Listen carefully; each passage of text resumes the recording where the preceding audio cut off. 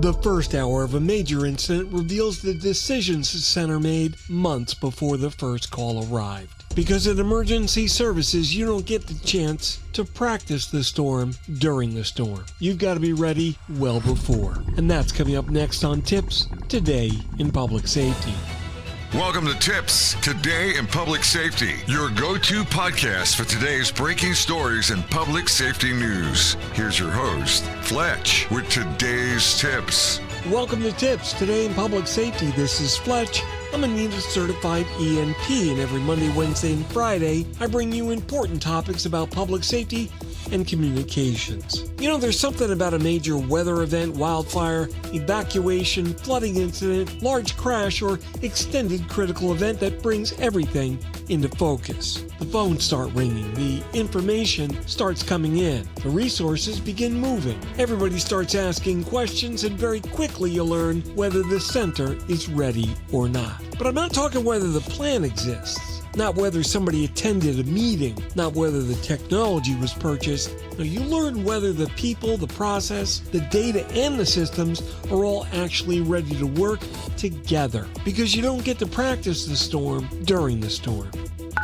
The backup plan has to be real. Look, every organization's got a backup plan. At least every organization says it does. Trust me, there's a document somewhere. It might be a continuity plan, an alternate site plan, a generator plan, a routing plan, a contact list, a mutual aid agreement, or a stack of binders that somebody worked very hard to create.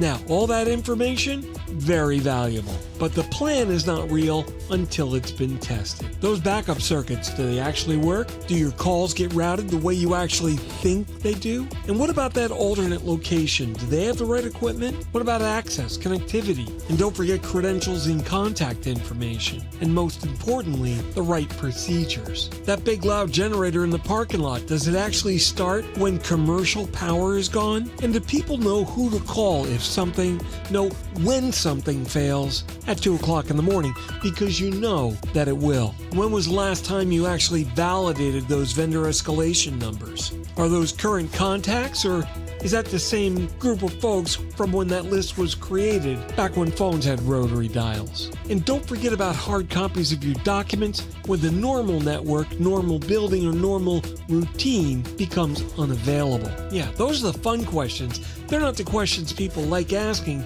because the answers get really uncomfortable. But at the end of the day, those are the questions that really matter. In the legacy world, we used to talk about backup trunks, alternate routing, and equipment redundancy. We said it last week, yeah, those things still matter, but NG911 expands the list. Because now we've got to think about GIS data, routing policies, cybersecurity, and internet connectivity. You ever tried to do stuff when the cloud's not accessible? Or your credentials won't work, and your vendor access, data feeds, and information sharing pathways are all unavailable.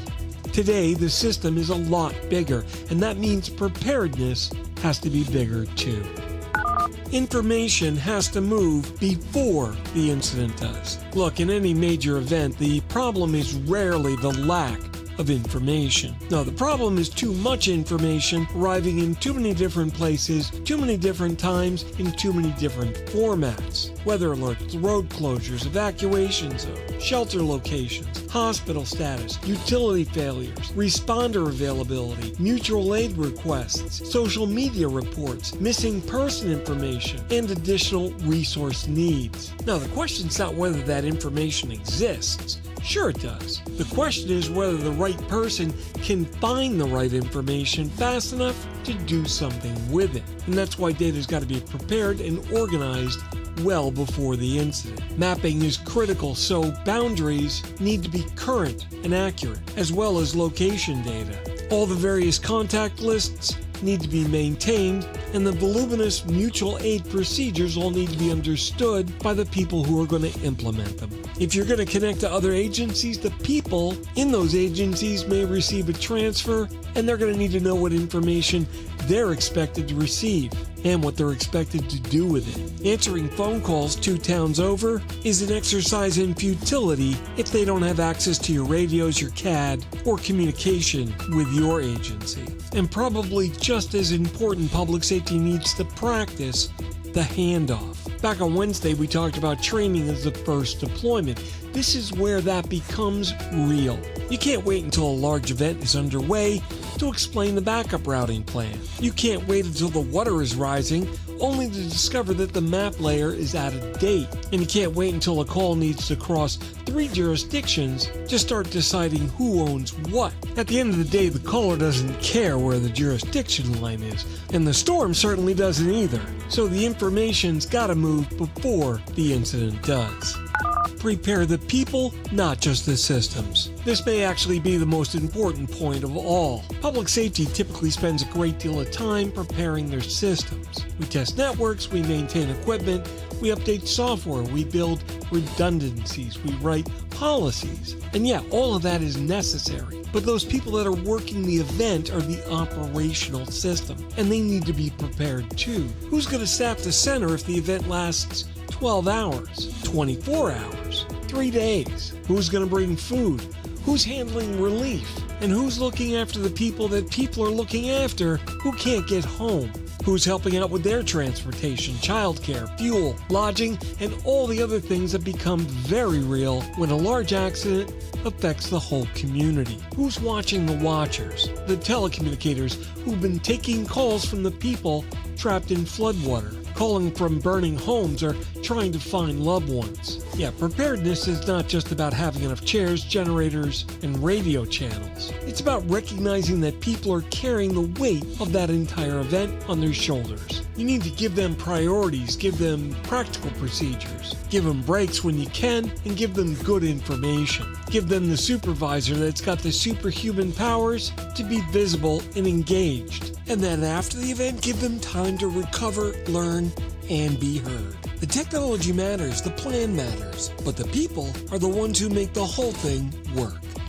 The week in review. This week we started with the idea that the conference is not the implementation plan. Yeah, good ideas are valuable, but they only matter when someone owns them, brings the right people into the conversation, and then turns them into operational practice. On Wednesday, we talked about training. Technology is not deployed when it's installed. It's deployed when the people that are going to depend on it totally understand what it does, why it matters, and how to use it when the pressure is on. And today, we talked about readiness. Because look, you don't get to practice handling the storm during the storm. That backup plan's got to be real. The information you need has to be ready and be able to move. And the people who are going to carry that work have to be prepared, supported, and trusted. And that's how good ideas become reliable operations.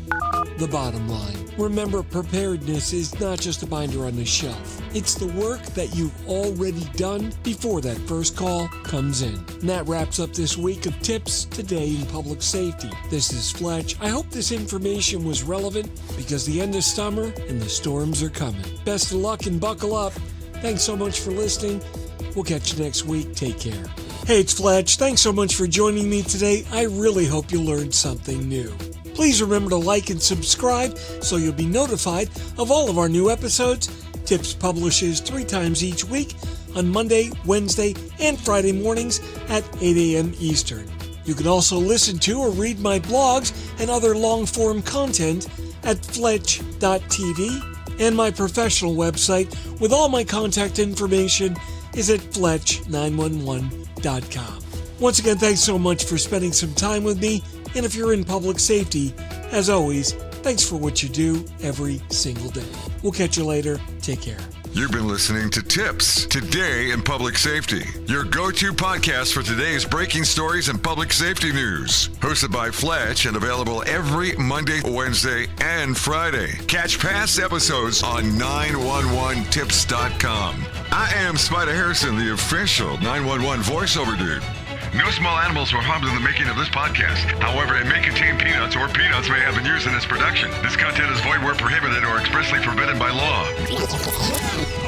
And by the way, I said peanuts.